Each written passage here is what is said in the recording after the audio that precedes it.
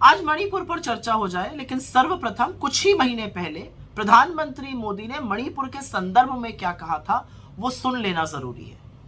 साथियों, एक समय था जब मणिपुर को पहले की सरकारों ने अपने हाल पर छोड़ दिया था। जो दिल्ली में थे वो सोचते थे कि कौन इतनी तकलीफ उठाए, कौन इतनी दूर जाए।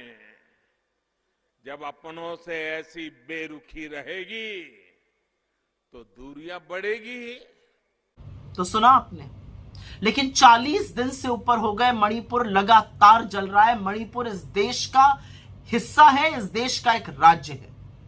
हिंसा का यह आलम है कि लोग एक दूसरे के खून के प्यासे हुए पड़े। 103 लोगों से ज्यादा की मौत हो चुकी है। 60,000 से ज्यादा लोग विस्थापित हो गए।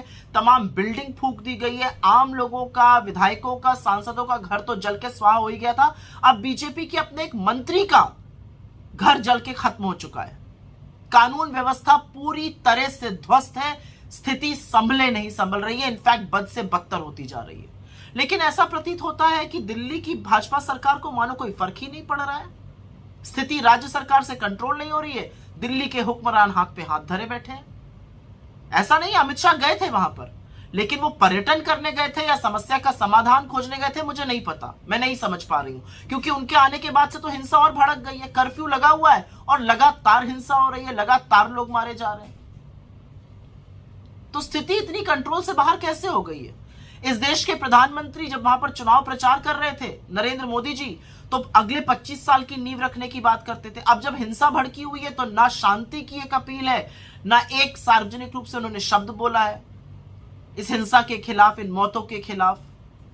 और अब तो वो भयावह सच सामने आ रहे हैं जहां पता चल रहा है कि चुनाव जीतने के लिए हेमंतो बिस्व शर्मा, राम माधव और भारतीय जनता पार्टी ने मिलकर उग्रवादी संगठनों का सहारा लिया था। और मीडिया के मेरे साथियों से सिर्फ मैं इतना कहना चाहूंगी, क्योंकि मणिपुर दिल्ली से दूर है, क्योंकि मणिपुर में भाजपा की सरकार है, और क्योंकि मणिपुर के हालात बताने से इन लोगों के काले कारनामे सामने आ जाते हैं, कब तक कवर फायरिंग दीजिएगा?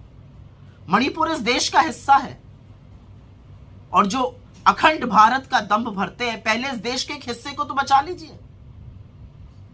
जो जुमला फेंकते हैं रूस और यूक्रेन का युद्ध रुकवाने का, पहले यह गृह युद्ध तो रुकवा लीजिए। असलियत यह है कि मणिपुर जल रहा है। प्रधानमंत्री जी, अगर आपको अपनी यूएस की पैकिंग से फुर्सत मिल जाए तो संज्ञान लीजिए और स्थिति में सुधार बहाल करने के लिए प्रयास करिए, क्योंकि ऐसा लगता है कि मणिपुर को तो आपने उनके हालात पर छोड़ दिया।